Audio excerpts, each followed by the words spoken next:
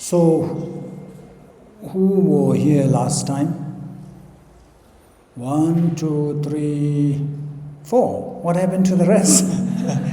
We have like 25 people. Okay, never mind. So anyway, I wanted to do a recap first. So do you recall anything from last class? Remember, just you can pour out.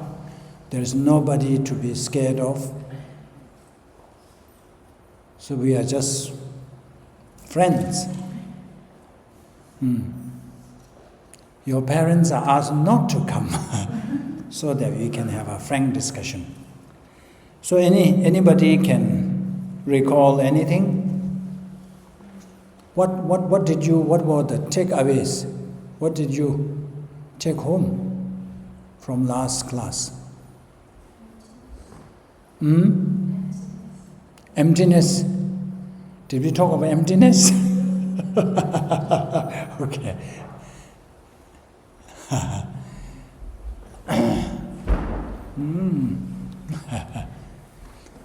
Oh yeah. Okay, emptiness. What else? Those who were here. Changing your perspective. Okay. Okay, let's go back. First, we talked about what is Buddhism about. So we said that Buddhism is about taming the mind. You must know that. The difference between other religion and Buddhism is that Buddhism is all about taming your mind. All our problems come from untamed mind. So there is no one to blame except yourself. It's all, if you are happy, if good things are going on, it's you. If things are not going as per your wish, that's also you. So it's all about mind. So you must know that. If somebody asks, what is Buddhism? Oh, you can say, oh, Buddhism is all about transforming the mind. At the moment, we have anger, jealousy, greed. If somebody says something unpleasant, we burst into anger. If we see somebody, our enemy, doing very well, jealousy arises. So all this can be tamed, because as long as you have this insight residing within us, it destroys our peace of mind. We can all relate to that, isn't it? For example, if anger arises within us, are you very peaceful and happy? No. It instantly destroys peace of our mind. Likewise, jealousy.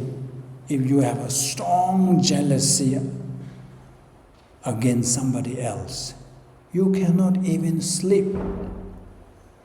So all this can be transformed. At the moment, the tiny, what you call stimulus, if we encounter anything unpleasant, we react. But through practice, we will be able to what is called response. Normally you say that we shouldn't react, but respond. At the moment, we don't have that time. It's instant.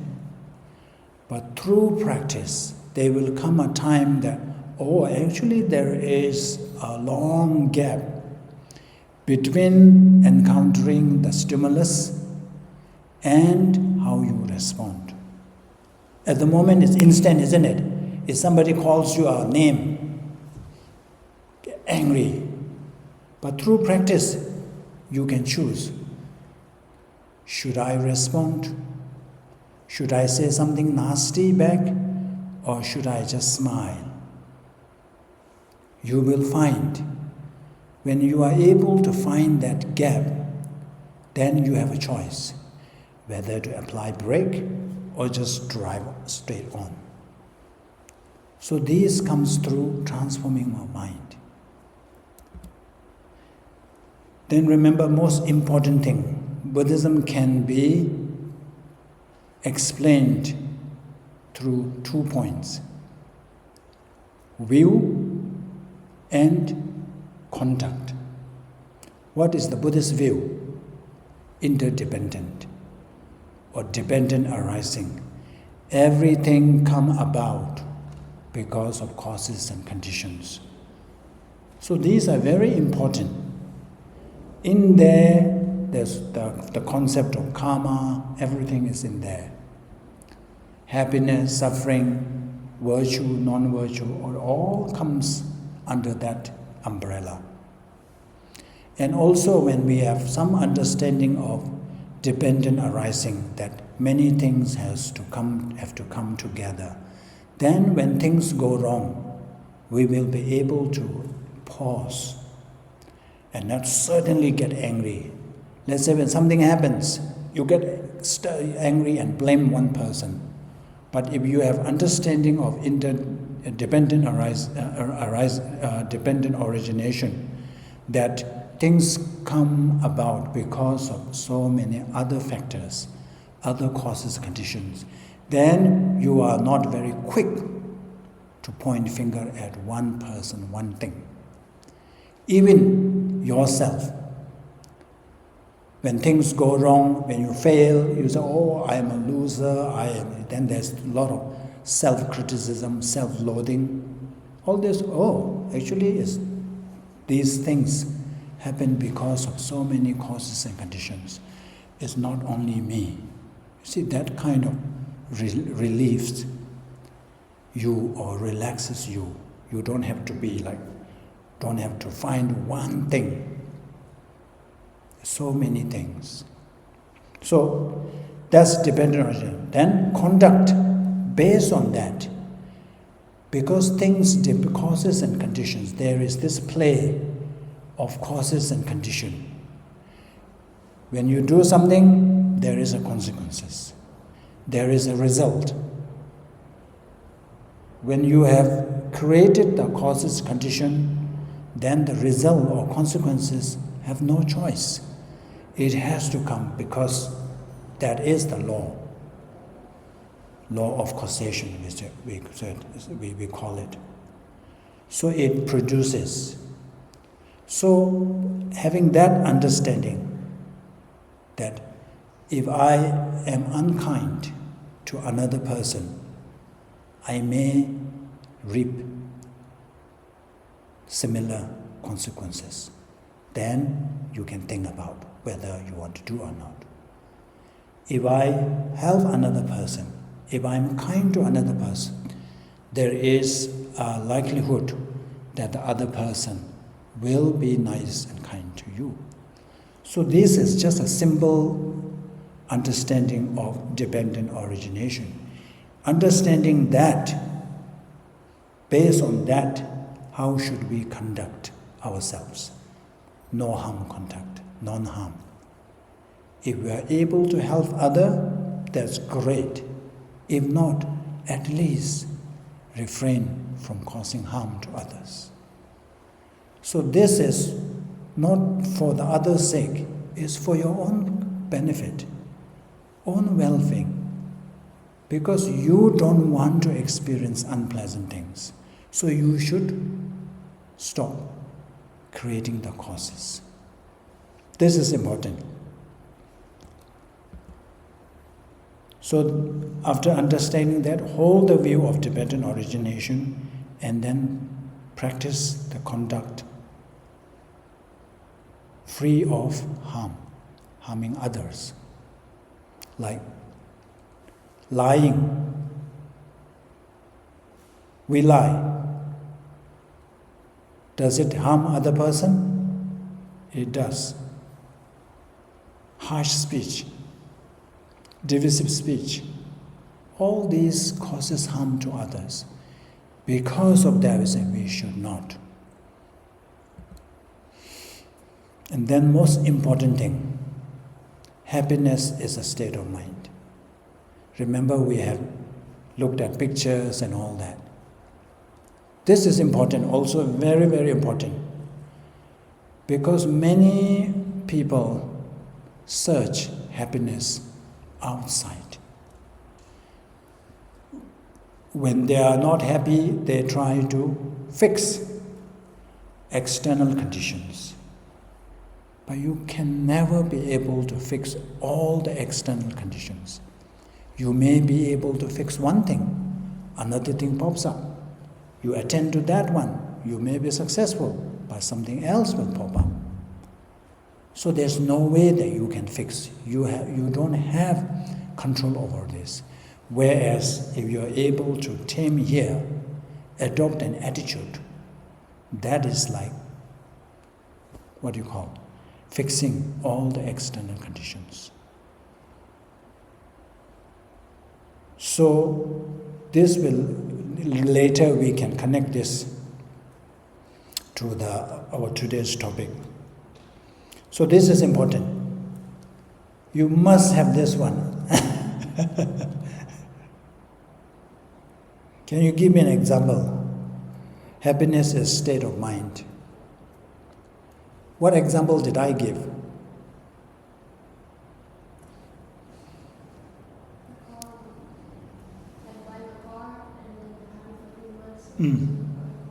Yeah. And I showed some pictures, remember? Selfie is one thing. Remember the one image is one person doing gym, rock climbing, mountain climbing. If you ask me to do the mountain climbing, it is a torture. Whereas some people enjoy it, find joy. But it's the same thing, isn't it? It's the rock climbing. But to me, it's a torture. But to that other person, it's a joy. Something he enjoys doing. So this shows that there is nothing really there from the object itself. It is our attitude. Most important is stress. Remember we talked about eustress and distress. Whether a stress becomes eustress or distress depends on how we appraise the situation. Like going to school. If you see it, oh, today I have something new to learn. Today is an opportunity to meet my friends. It's an opportunity to spend time with my friends.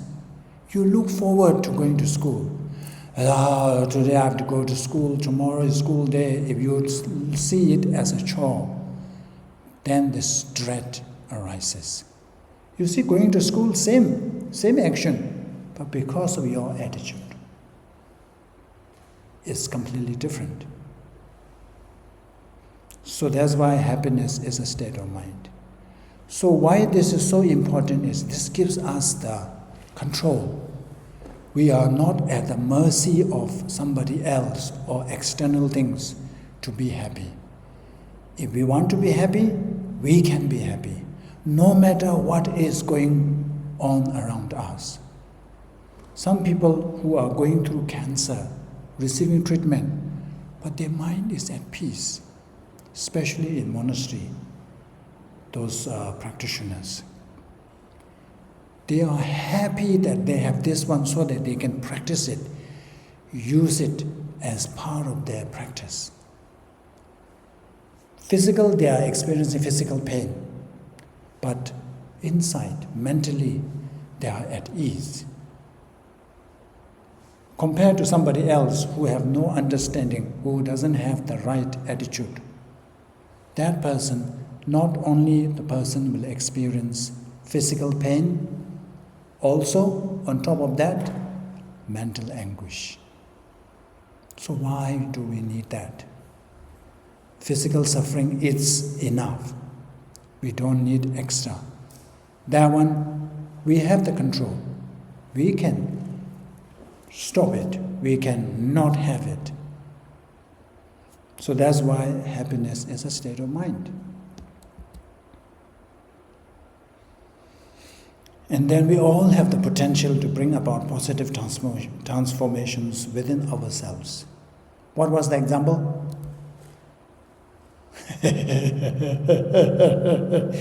That remember the gold? The stained gold? We all have Buddha nature. Remember, we talk about Buddha nature. And then what is the formula? Formula of happiness.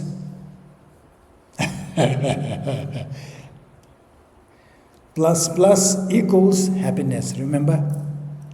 We call it two-prong. So on the one hand, all that afflictive emotions, anger, hatred, jealousy, all this negative state of mind, you have to reduce or eliminate.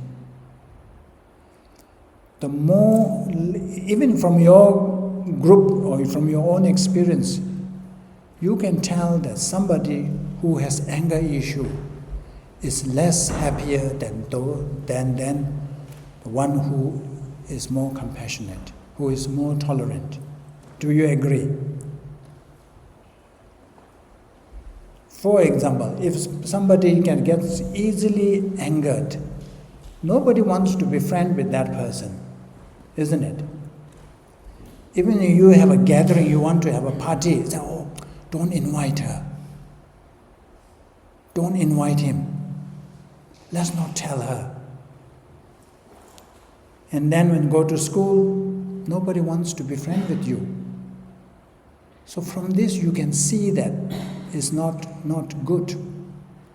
So on the one side, try to reduce those afflictive emotions. And then on the other side, increase the positive qualities.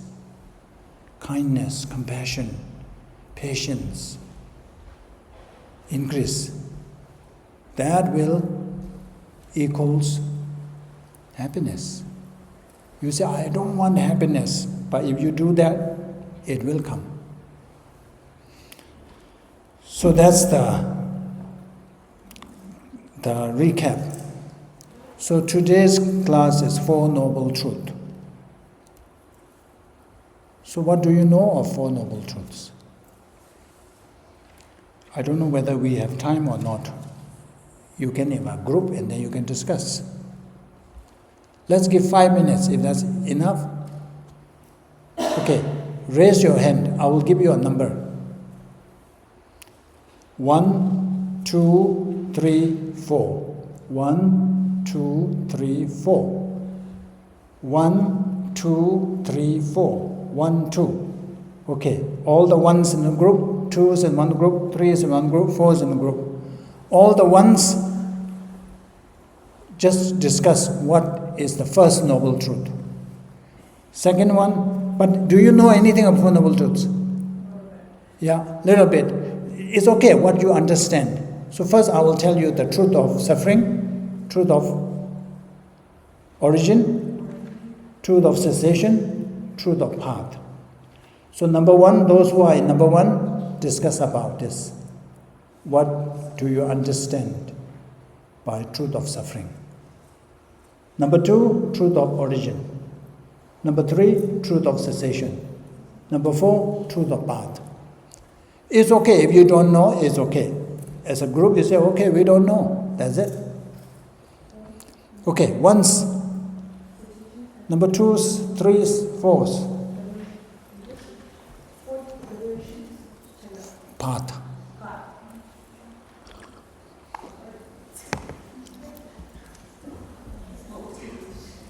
Here, look at here. Truth of suffering, truth of origin, truth of cessation, truth of path.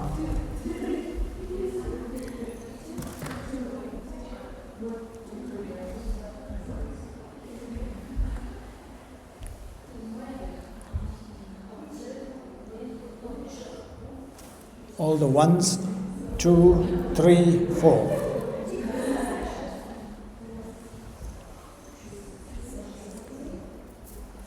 Okay, your time starts now.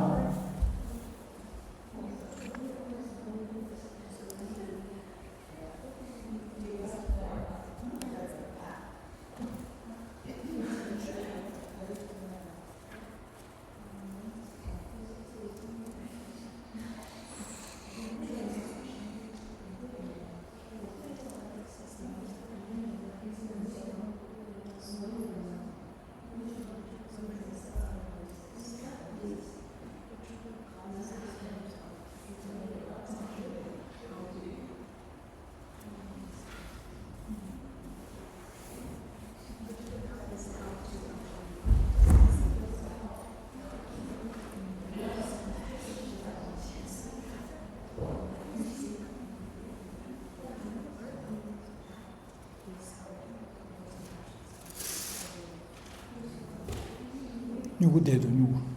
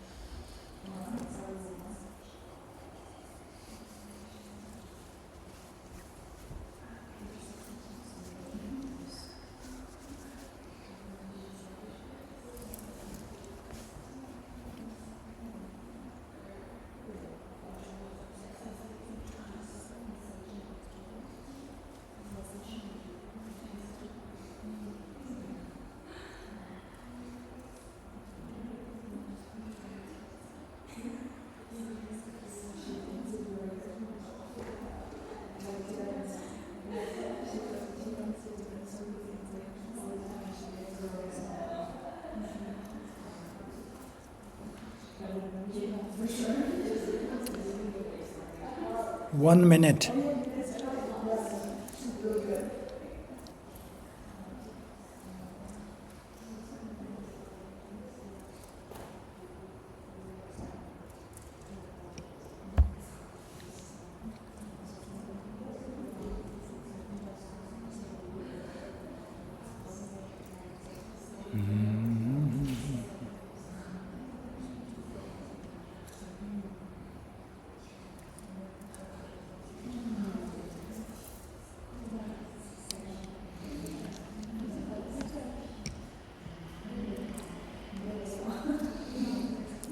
Okay, are you ready?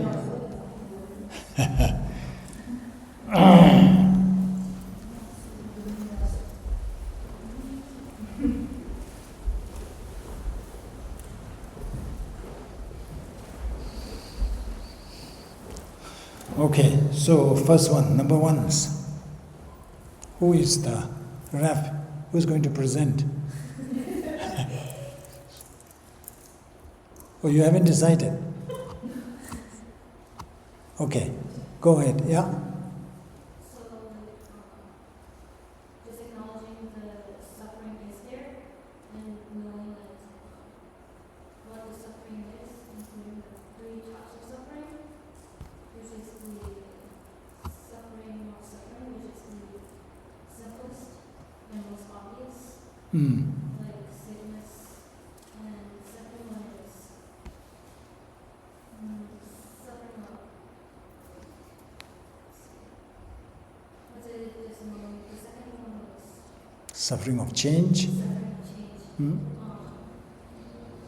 Like more like the end of pleasure. That's when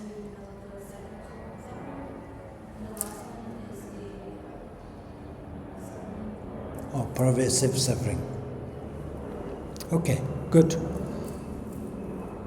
So, number 2. So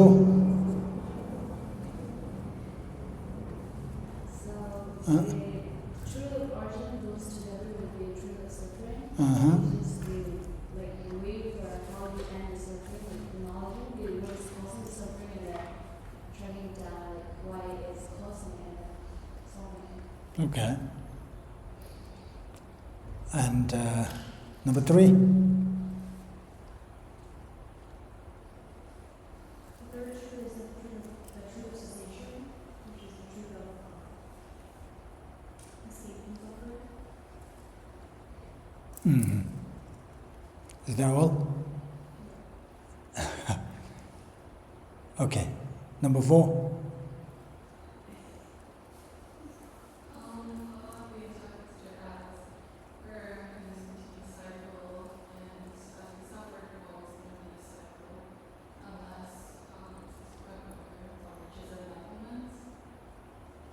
What? I didn't hear. Huh? Sorry. Could. Uh-huh.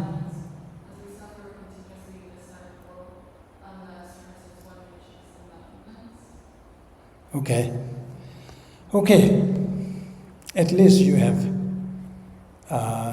kind of a basic understanding of Four Noble Truths. So what we are discussing here today is also kind of a rudimentary, very basic explanation of Four Noble Truths. There's no time to go deeper into this topic. You can really dig in. So anyway, Four Noble Truths is the foundation or the framework of Buddhism. So all the traditions, we have so many different Buddhist traditions. Everybody accepts this. Everybody agrees. We have Buddhism in Thailand, Sri Lanka, Vietnam, China, wherever. Four Noble Truths is a common. So when Buddha achieved enlightenment, he first didn't teach. He didn't teach for 49 days. Remember, we have Sakadawa, 15th day of Sakadawa, a month ago or two more than a month ago. Remember? That's when Buddha achieved enlightenment. Buddha became Buddha. And his main goal is to teach. But upon achieving enlightenment, he didn't teach. He only started teaching after 49 days. So which we will, I think it falls on the 18th of July. We call it Chokur Dujin, the turning the wheel of Dharma. So that's coming. So that period, Buddha remained silent.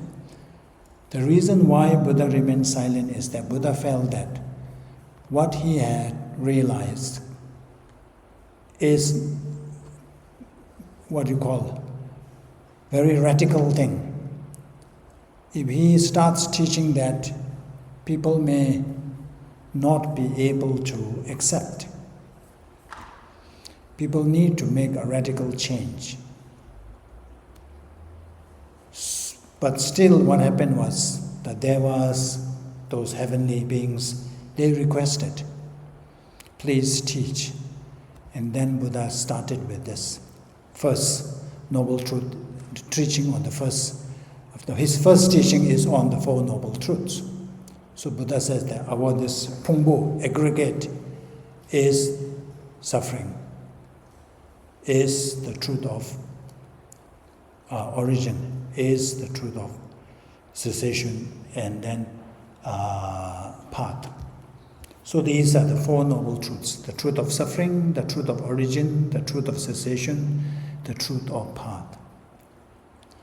So look at the image. There's a patient and a doctor. So Four Noble Truths can be understood in this way. So when we are sick, what will happen? We will go to see a doctor. So doctor will examine you. And first thing is to identify the illness, isn't it? First he has to find out what is that ailment, that sickness, what is that disease.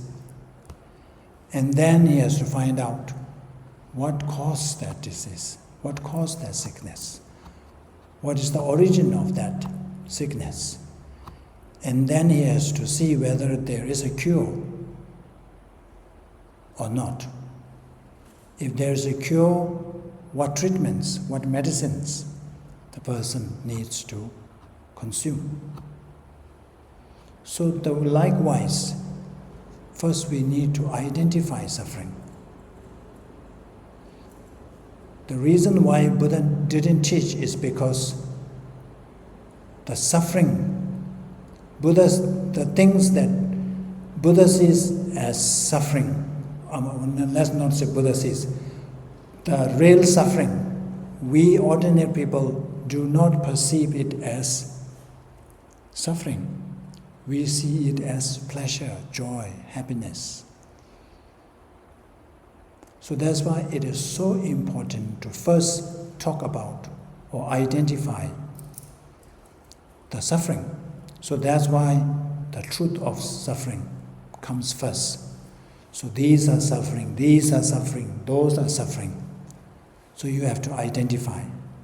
Without identifying the sickness, we cannot find a cure. And then once we identify the sickness or the suffering, now where does it come from? So this is the second, the truth of origin. What causes these sufferings? What brings about? So Buddha said, these are the causes. These are the true origin of this suffering. These causes or brings about suffering. And then, like the doctor said that, oh, there is a cure, you can be cured. So Buddha said that, don't worry, at the moment we have this and that kind of suffering. But there is a cure. You can overcome all the sufferings. You can achieve something called cessation, free from suffering. You will be able to eradicate the causes of suffering. If you are able to eradicate or put an end to the causes of suffering, then of course suffering will automatically end. So there is a way to put an end. That's the truth of cessation. And then through what kind of practice or training or method, yes, there's a cure. Like the doctor said that there's a cure. Your illness can be cured, but you have to undergo this and this and this treatment. So likewise, Buddha says, yes, we can overcome suffering, we can eradicate the causes of the suffering, but we need to practice this. We need to actualize this path. That's the truth of path. So you can categorize these four into two sets. One set as the cause or the causes. The other set as the effect, causes and effect. So suffering, and there's suffering and what are the causes? If we put them into two. Yeah, so the cause, we have four, isn't it? So let's try to put the four in the two columns, causes and effect. So suffering goes into which category? Effect. It is the result. And the origin goes into the cause. And then cessation goes into the effect, the result, isn't it? And then the causes, the fourth one, the path. So you have two sets. of causes and condition. In one set, the two causes are the origin and the path. And then in the other one, suffering and cessation. Suffering and their sources, cessations of suffering, and the path actualizing those cessations. Any questions so far? Okay. Now we are going to talk a bit more each of the four truths. So the suffering of the truth of suffering. So there are three types of suffering. So first, the suffering of suffering. Suffering is, as Yang Jin puts it, it's easy. It's the obvious ones, like physical pain, physical ache, and then mental anguish, unhappiness, sad. All these are suffering of suffering. These not very difficult to identify. Even the animals know that these are sufferings. But there is more. The suffering of change. That is the problem. Because we do not see it as suffering of change. We chase after it. Wealth, the worldly, pleasures. We indulge in it. We chase after it because we mistakenly believe that these are pleasant things. These are joys. These are state of happiness. But Buddha says that these are actually suffering. That's why called, in the picture you see partying. Who loves to party? They want to go. It's something pleasurable to do, but it's a suffering of change. But if you continue doing for hours and hours and hours, what happens? It changes. It becomes unbearable. It starts to have this unpleasant experience. So this shows that by nature it is not pleasurable. It is suffering. If it is by nature pleasurable, the more you engage, the more you indulge in it, it will become more pleasurable, happier. But it does not. Having a feast, for example. Who loves momo? Momo is a Tibetan food, you know, yeah? Do you know? Okay. Momo, I love momo. It's pleasurable to enjoy. But if I eat too much momo, what happens? Uncomfortable, discomfort. I will not enjoy it anymore. But if the joy, the pleasure of momo is by nature pleasurable, it should continue. No matter how long you engage, it should remain the same, but it changes. The best example is cold. If you're feeling very hot here and outside is cold, it's so unbearable here, it's so hot, you go out. Outside is cool. First few minutes, very nice. Wow, it's so pleasant, so cool. Then what happened? It changes. Then you started to shiver.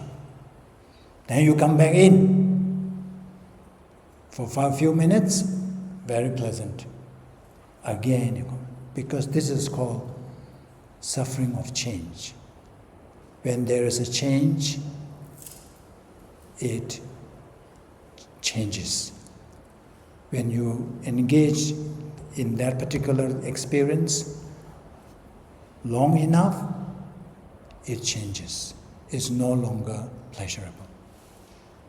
So we say that all these worldly pleasures are actually, we find it pleasurable, pleasant, because compared to the previous experience, it becomes pleasurable. It is not really pleasurable by itself. So we don't see that. All the things that we like to do, shopping. Who enjoys shopping? Who likes shopping? Everybody, isn't it? But there is a consequences, isn't it? You cannot continue doing that. So this is the problem. And then finally, pervasive suffering. So pervasive suffering is this body itself.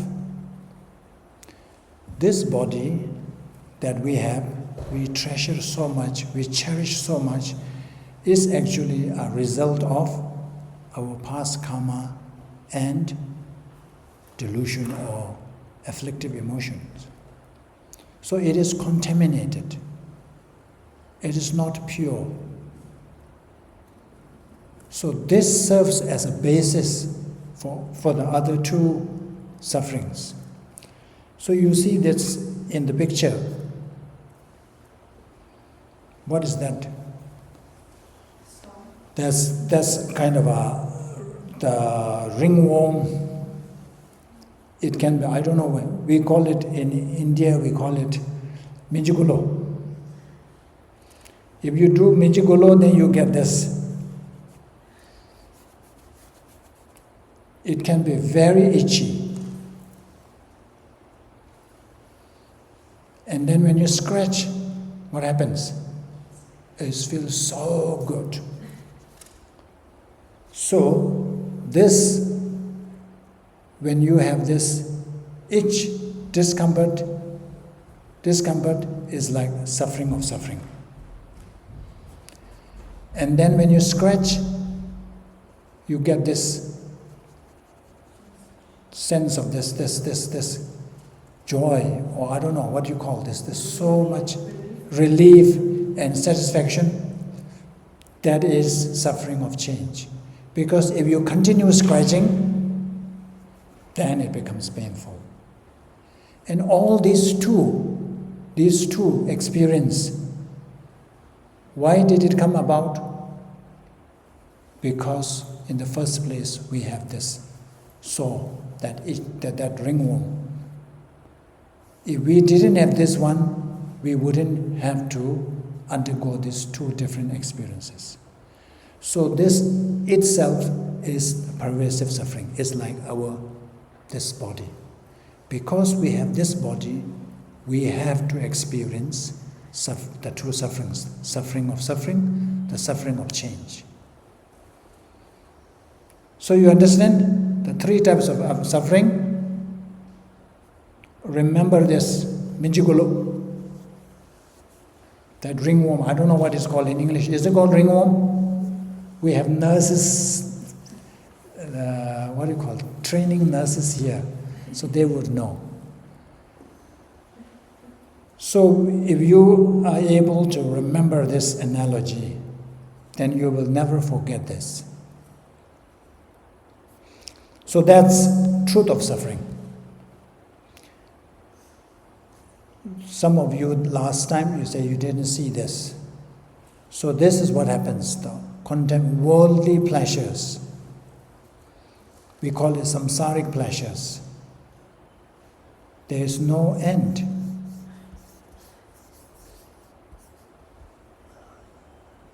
How many have you seen this? Anybody who hasn't seen? Okay, since there are few people who haven't seen this, let's play this.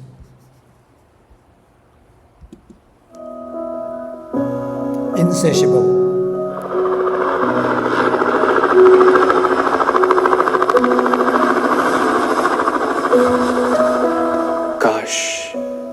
काश मैं एक helicopter खरीद सकता।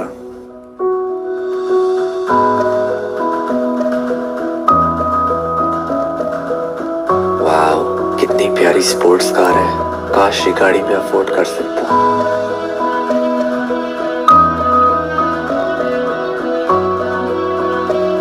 Man, I wish I had a car too.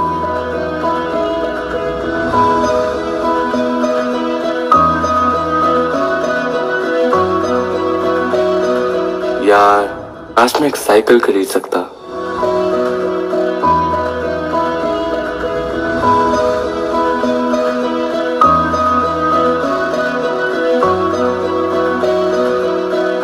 काश मेरे पैर सलामत होते और मैं चल सकता।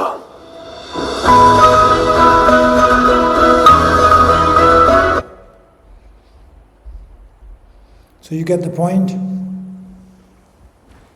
So as long as it is suffering, the worldly possessions, so there is no satisfaction there, what we call insatiable. The more you get, the more you want. Desire has no limit.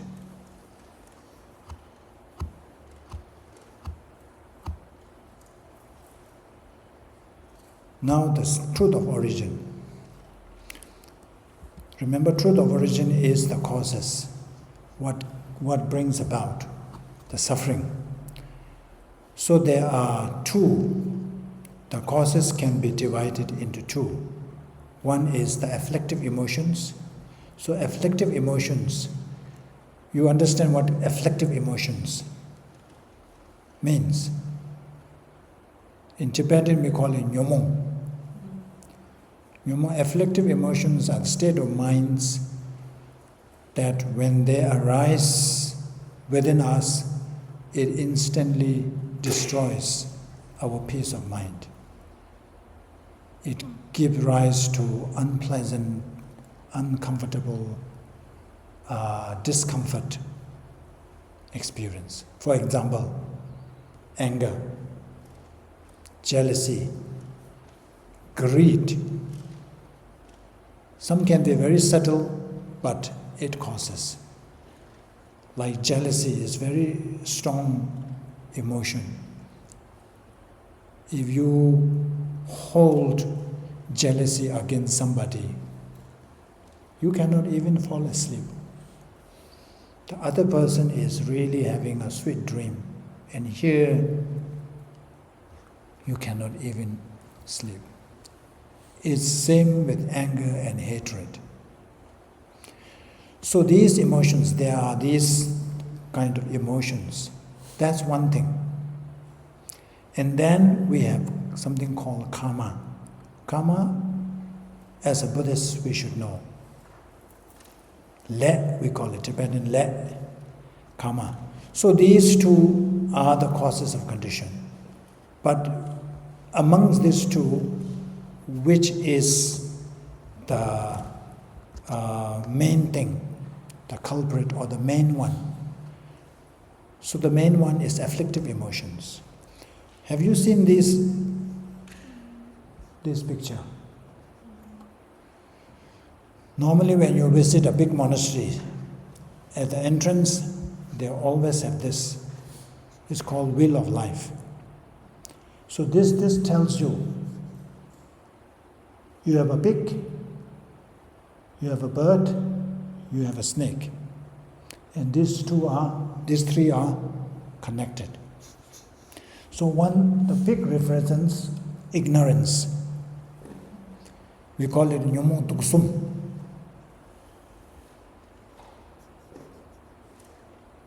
Pig represents or symbolizes ignorance, and then we have the bird represents or symbolizes attachment, and this one attachment or desire, and this one hatred. So we call it three poisons. So how does this work?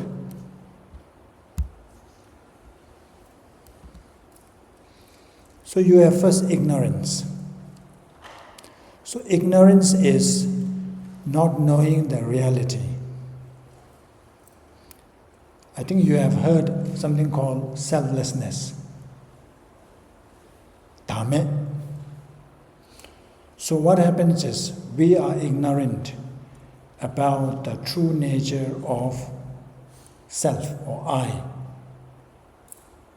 So when we perceive I, like yourself, your I, whatever your name is, Tenzin, Yangjin, Doma, whatever. So when we have this idea of I, how does we perceive the I? Something independent, something that is not dependent on anything. There is this solid, absolute solid, independent I. So in Buddhism, they say that there is no such a thing. If there is a solid I, independent I, which is not dependent on other things, then you will be able to pinpoint it. Which is I? Where is I? So there is no solid I out there. I is a name or label given to this, what you call the congregation of 5 aggregates. Coming together of all these 5 aggregates, we give the label I. But ordinary people, we don't know that. We are ignorant. Because we are ignorant about the true nature of how I exist, we develop attachment. We feel that, oh, there's the solid I. Then we place so much importance. When we place so much importance to this I, we cherish, of course, we cherish I. What happens is, those people who are good to this I, we develop attachment. We give level my loved ones, my family, my friends. And towards this group of people, we are so attached. We will do all kinds of things out of attachment. We will even kill someone for this group of people. We will tell lie. We will do all kinds of negative actions just because we are so attached to this. And then when this I, when there is someone who is causing harm or not friendly or not kind to this I, we develop aversion, we develop anger, we develop hatred. So that's how these 3 things come about.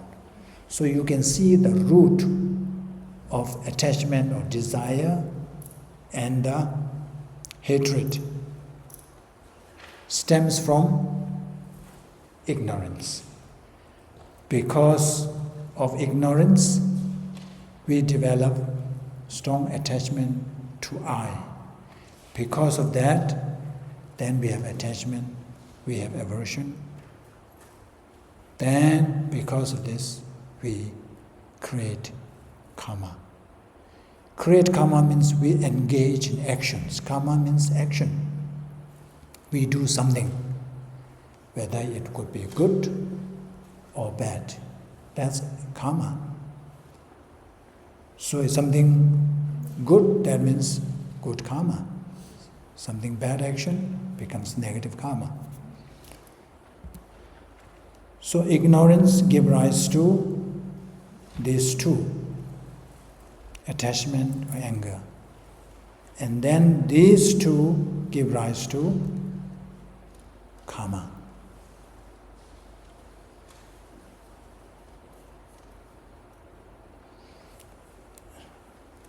I've already sent you the slides, so you don't have to copy.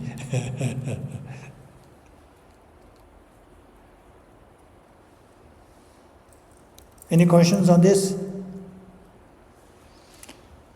So if I ask, what are the 2 truths of origin? Afflictive emotions and karma. So amongst the two, which is more dangerous?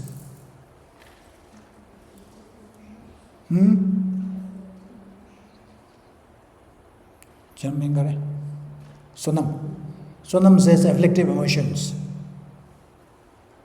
This is karma. Which is more dangerous?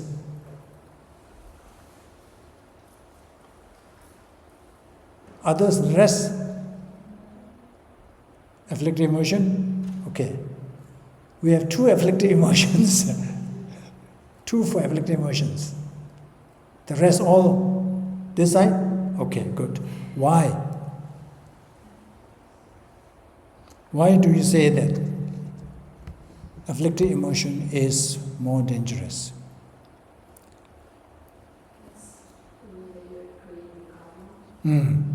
So without afflictive emotions, you cannot create karma. Not only you cannot create karma, new karma, you cannot, ripen the karmas that we have created in the past. So how we experience karma or how we take rebirth is we have karma, good karma, bad karma. So at the time of death, this attachment, strong attachment arises. So we need this attachment. It is like watering. So you have seeds, but if you don't water, nothing will come out.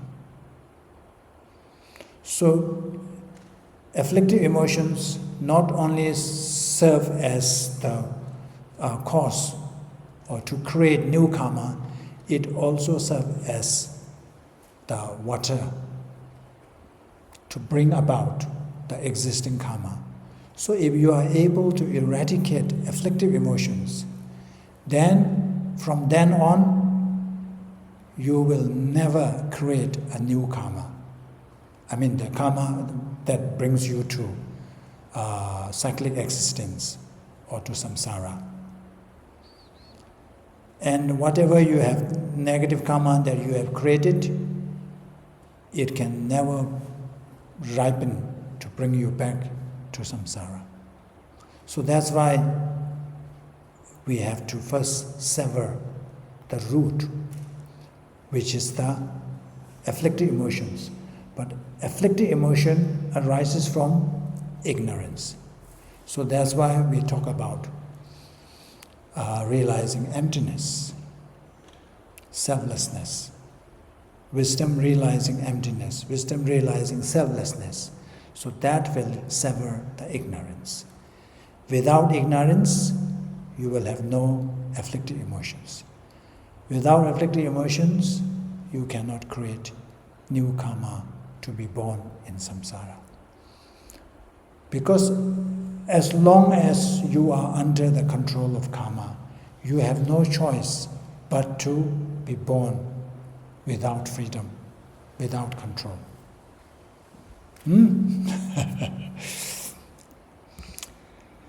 Truth of cessation, as the picture illustrates, is becoming free. At the moment you are bound, trapped in that chain. But now, through developing the appropriate paths or methods. So I'm trying to use a very simple word. So technically it's not right, but just for easier understanding, I'm using very loose, using the terms very loosely. So truth of cessation is the eradication of sufferings and the sources of suffering. So we have to eradicate the sources of suffering. Yeah. Oh.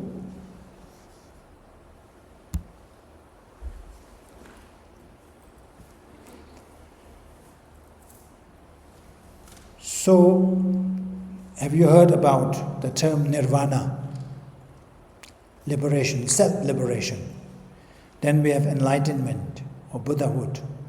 So which is, do you think, which is the, in terms of hierarchy, which is higher of the two?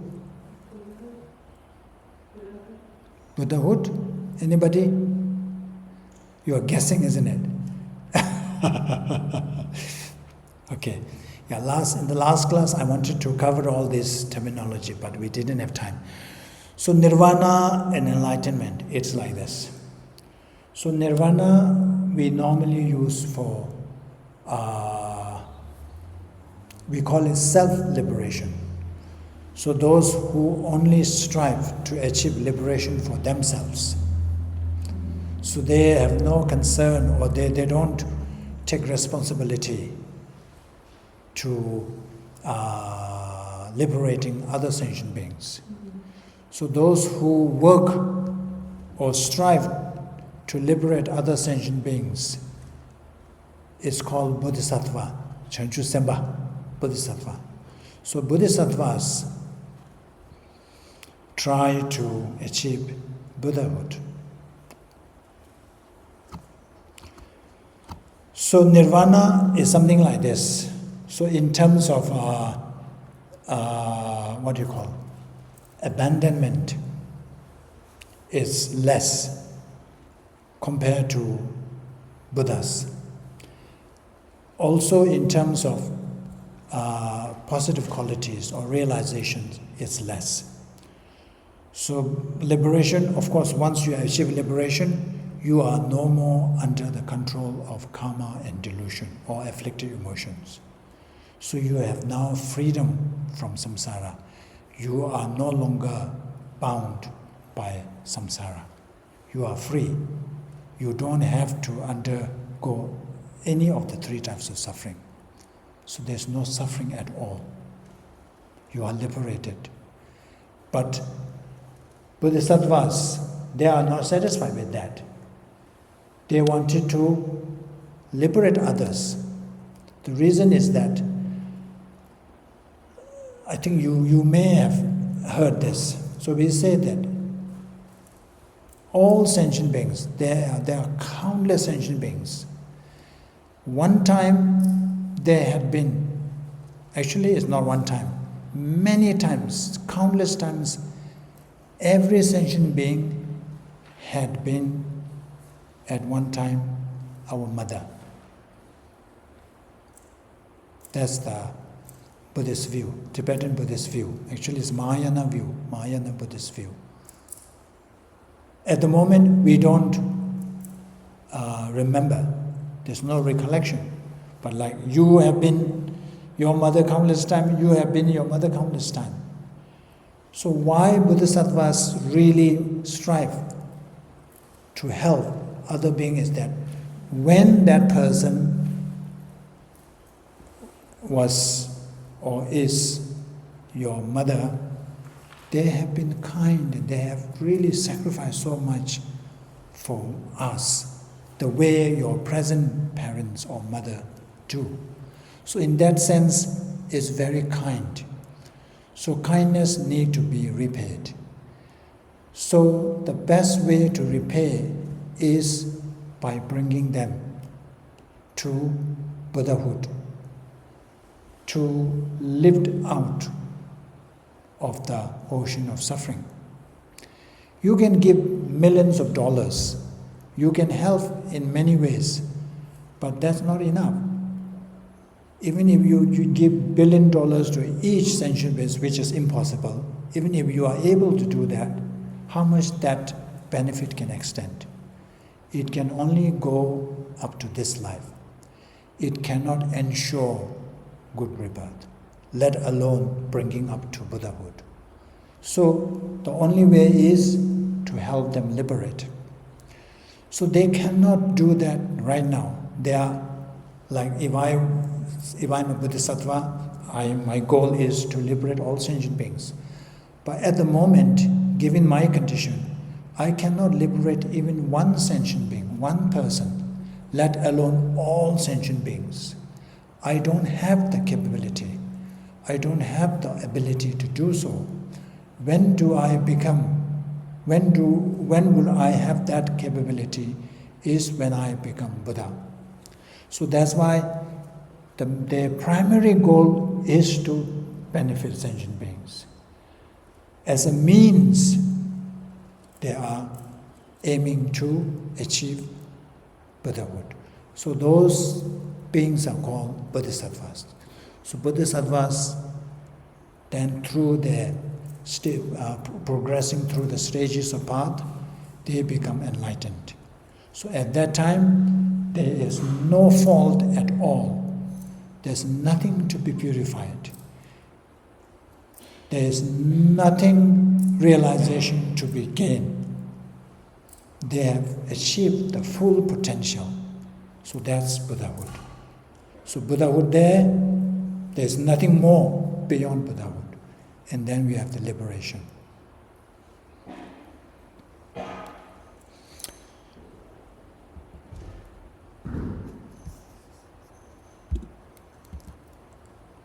Finally, we have truth or path. Truth or path is a path leading to cessation of suffering. So just to use the term loosely, so anything that helps us relieve or overcome suffering. So if we go deeper, if we talk technically, then it's like it has to be the realization of Arya beings, so it's a bit complicated. So at the moment, as a foundation, you just need to understand that the method to achieve cessation is called the truth or path. So the best path, the supreme path, there are many paths, is the wisdom realizing the true nature of things, or realizing the reality. Remember, we started the class last week saying that Buddhism is also about getting to the reality of things. At the moment, we experience suffering because there is a mismatch between our perception and the reality. So we perceive something else, but the reality is something else. There is a mismatch. That's why we are having difficulty. So in order to fill that gap, we need to see the true nature of the things. Then there will be no mismatch. So what we see is what it is. At the moment, what we see is not what it is. Sometimes it's called wisdom realizing emptiness.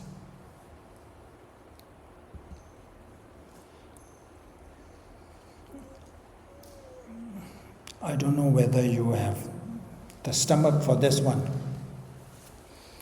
Something called Noble Eightfold Path.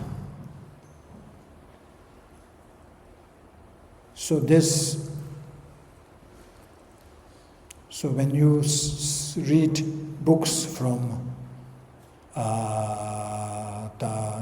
we call Pali tradition, the Buddhism that is prevalent in Sri Lanka, what else? Thailand, all this. When it comes to the path, they talk about this Noble Eightfold Path.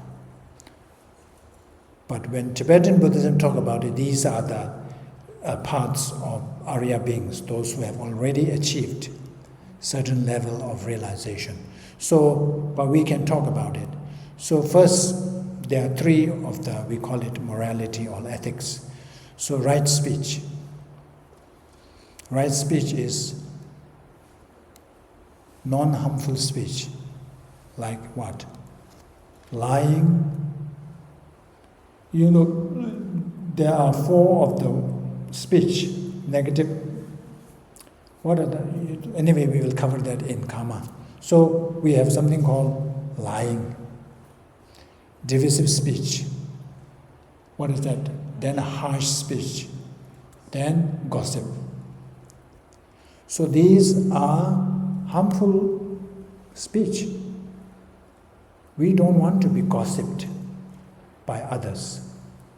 We don't want to be the topic of other people's gossip, but we do that. Oh, we do that. That causes harm to other person. And then, of course, divisive speech. Do you know what she said about you? Trying to cause split. Schism, we call it, yeah? And then, so there are 4 of this. So it's basically right speech is not engaging in any of those speeches that causes harm to others. Right action, physical action, bodily action. Like killing is harmful. Stealing is harmful. So refraining ourselves from all this. And then right livelihood. So this is ethical and non-harmful livelihood. How you earn your money. Some people earn money from selling drugs. That's harmful, causing harm to another person. Some people earn livelihood from selling guns. It's harmful, it's not ethical. Some people kill animals, slaughter animal. Their livelihood, the source of livelihood, is from killing another animal. So these are saying that you should not engage if it can be helped. Some people, no choice what to do then.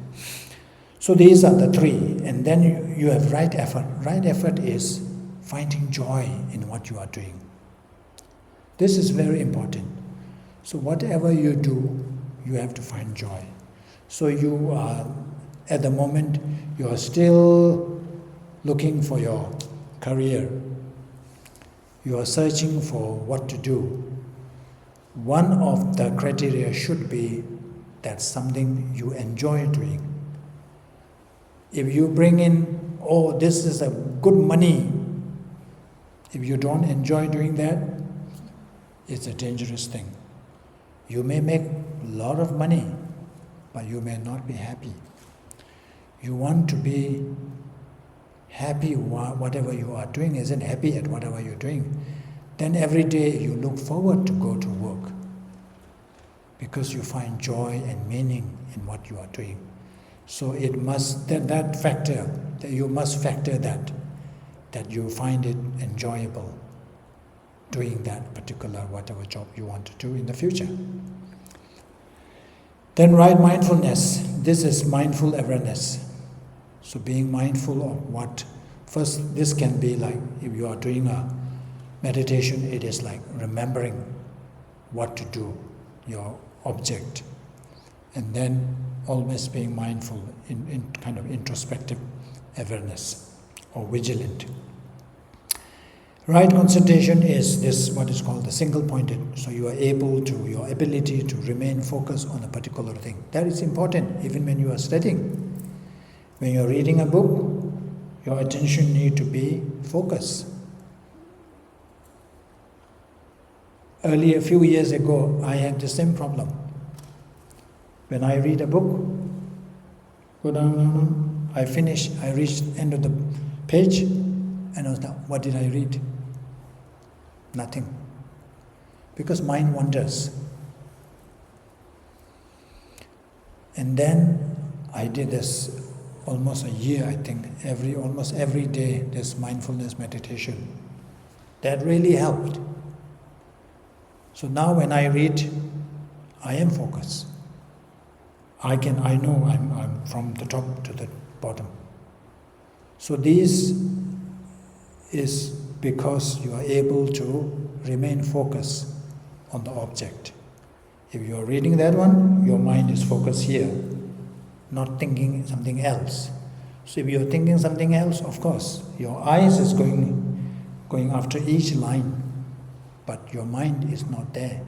So you don't get anything. So it's just waste of time. So that's single-pointed concentration. Then right understanding. Right understanding is having the right knowledge. So like Buddhism, you know what is Buddhism about. You know about independent arising. You know about the Four Noble Truths. All these are the understanding, right understanding. So you have to have this understanding. and then right thought. Right thought is right intention. So you may have all that knowledge, but if you use it for something else other than, doing good deeds, like harming others, your intention is to cause harm to others, then all that is wasted. So you need to have a good intention. So summary.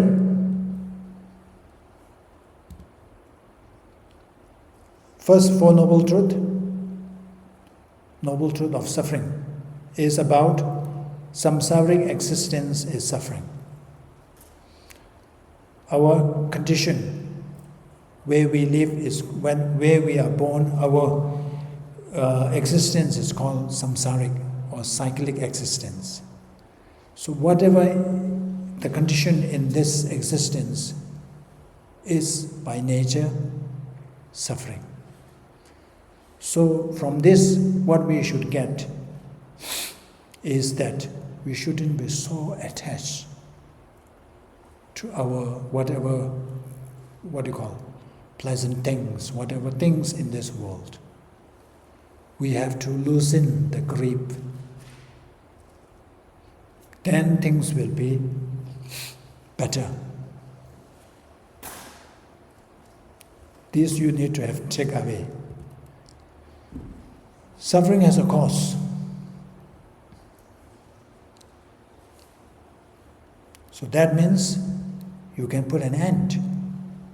Suffering and its causes can end. We can overcome.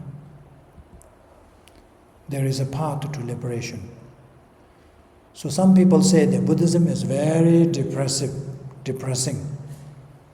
It talks about all sufferings and all that. But there is a reason. Because all this suffering and all this is stemmed from afflictive emotions.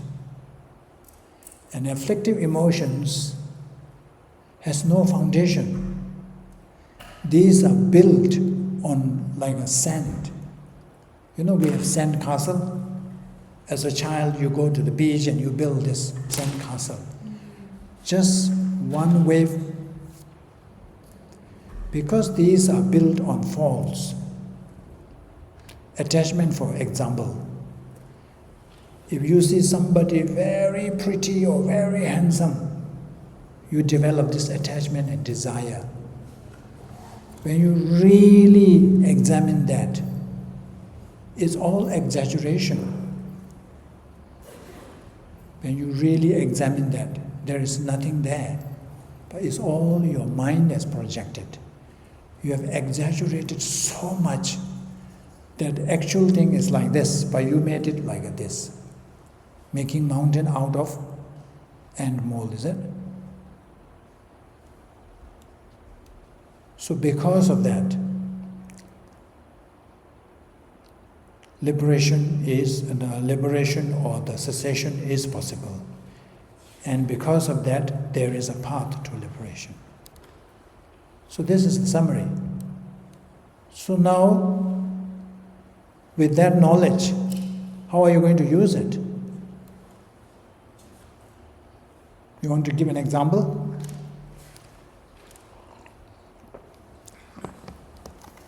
At school, at job, how are you going to use this?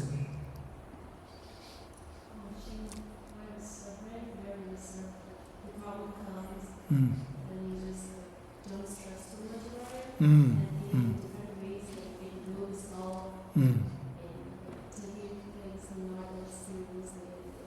Okay, that's good. That's one thing. Yeah, that's very good.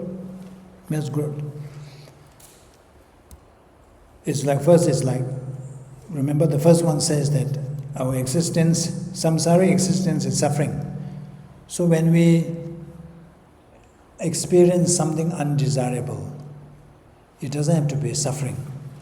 I think in your case, when we use suffering maybe, it's like, I cannot relate to that. I don't see suffering, I'm having a fun. I'm having a good life.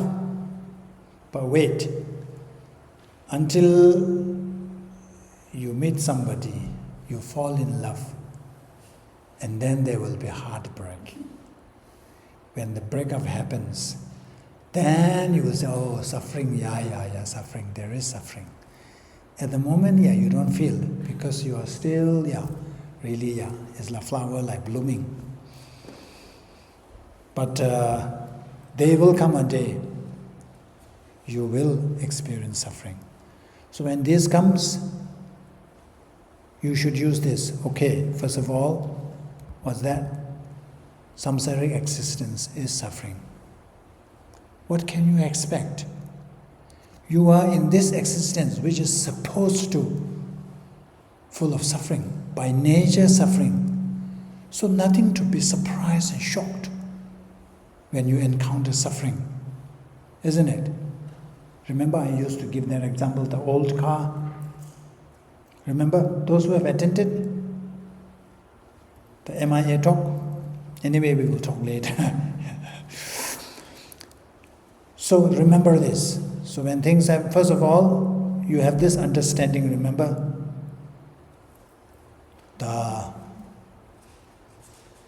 What's that?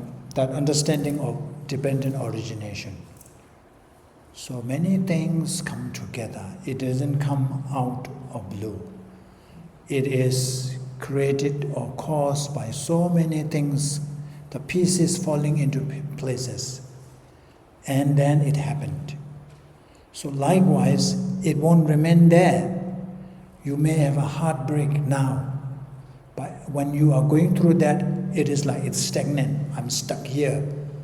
But because it's causes and conditions, that result has no freedom to remain as it is, because there are continuously causes are coming.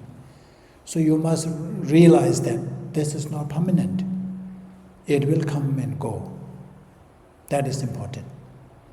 And then remember, in self-compassion they talk about, when we go through suffering, we always have this feeling that we are the only one going through suffering. But that's not true. Everybody is going through suffering, one way or another. Not that they post on the Facebook. Facebook, they post everything nice, isn't it? Every good thing they post. But in reality, everybody is going through. So you have this something called a common humanity. So we are all the same. As long as you are a human being, you go through suffering. As long as we are all in this same existence, we all undergo suffering. So you always remember to tell yourself that I'm not the only one undergoing suffering. Everybody is going through one way or another. So when we think of this truth of suffering, reduce our clinging. All these are suffering nature. I don't need to cling and crave for all this. If I don't get the latest iPhone, it's okay. It's not end of the world, isn't it? Think that way. Even if you don't get A, is there A plus? No. Just A, is it? Is there something called A plus? No. A is A. Okay. If all your subjects you don't get A, it's okay. Of course, it doesn't mean that you shouldn't aim for A. But when you don't get it, it's okay. Part of our existence. Identify and eliminate the causes. So when you are going through suffering, is trying to identify. It must be caused by something. What is it? Cannot be one single thing. Maybe something else. I cannot blame that person alone. There must be something else. So try to identify. And then eliminate the cause. Inspire confidence in liberation. When you feel that you are really, really, what you call, buried under avalanche of suffering. But don't get depressed. There is always a way out. Cultivate mindfulness, vigilance, and conscious. It's not contentiousness, it's conscientious. What is that? conscientiousness. It's conscience, is that conscientiousness. It's basically what it's saying that first, these three are important things. First, you have to remember, let's say, when tomorrow or whatever, before going to school, okay, today I will be kind to others. I will refrain myself from harming others. I will be compassionate to others. You made that pledge or determination. And then you try to remember. That's mindfulness. And then while in class or at workplace, you check yourself. That's vigilance. Introspective awareness. Am I following through what I have determined to do in this morning? Am I being kind to others? Am I being rude to others? Am I being considerate to others or not? So you constantly check. That's what we call vigilance. And then conscientiousness is when you find that you are not following through, you put effort. Okay, I should do that. I wasn't doing that, I must do that. So it's steering away. It's like the steering wheel. So you see you are going this way, you steer it back. That's conscientiousness. So these three go together.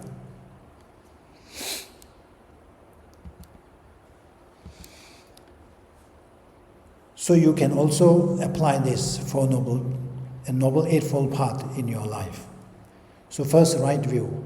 Whatever understanding, if you understand about the empty nature of things, that's good.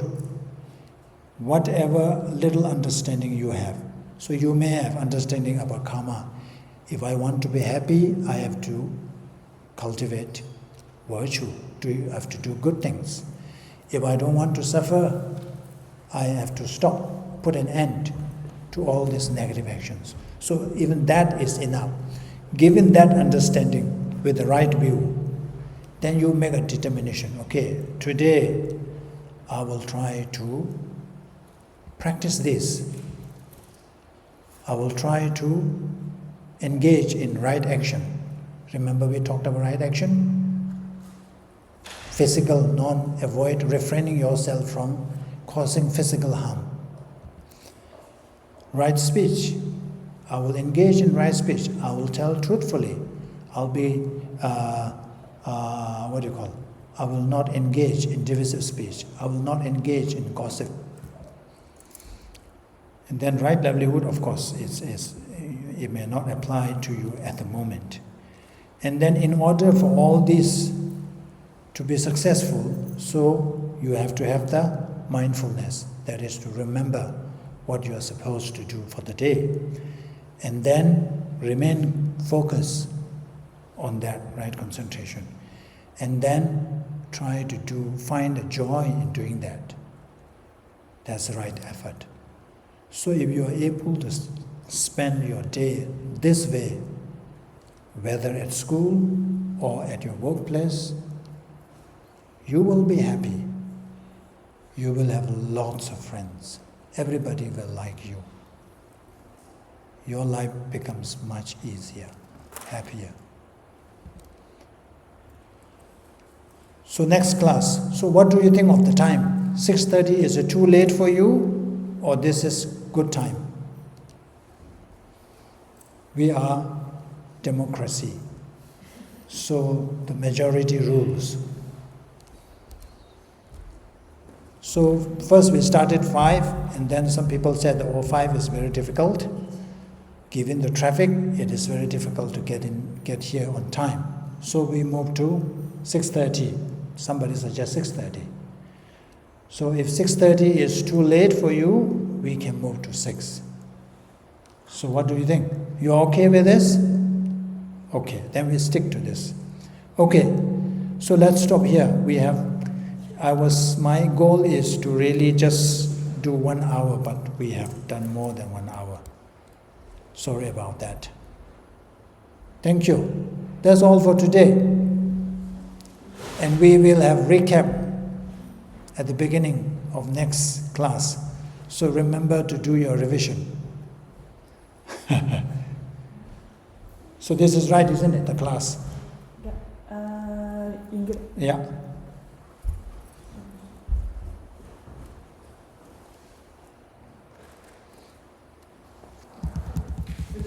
Oh yeah, okay, thank you. Oh yeah. If there are any snacks there, please. We have to finish all that.